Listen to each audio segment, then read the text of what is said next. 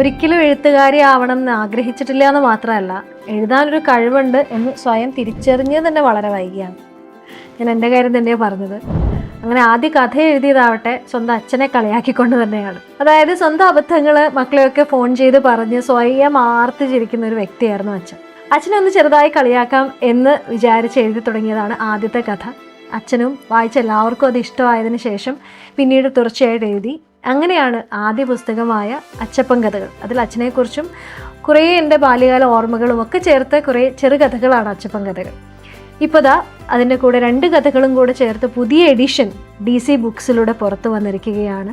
വായിച്ച് എല്ലാവർക്കും ഒരുപാട് ഇഷ്ടമായി എന്നറിഞ്ഞൊരു പുസ്തകമാണ് അച്ചപ്പൻ കഥകൾ. തുടക്കക്കാരിയുടെ എല്ലാ ചെറിയ ചെറിയ പിഴവുകളും ആ പുസ്തകത്തിനുണ്ടാവും. പക്ഷേ എങ്കിലും എല്ലാവരും വായിച്ച് അവരുടെ കുട്ടിക്കാലത്തേക്ക് പോയി എന്നറിഞ്ഞതിൽ ഒരുപാട് സന്തോഷമുണ്ട്. ഇനിയും പുതിയ രൂപത്തിൽ ഇറങ്ങുന്ന DCയിലൂടെ ഇറങ്ങുന്ന അച്ചപ്പൻ കഥകളും എല്ലാവരും വായിക്കുക. വായിച്ചതിന് ശേഷം അഭിപ്രായങ്ങൾ പറയുക.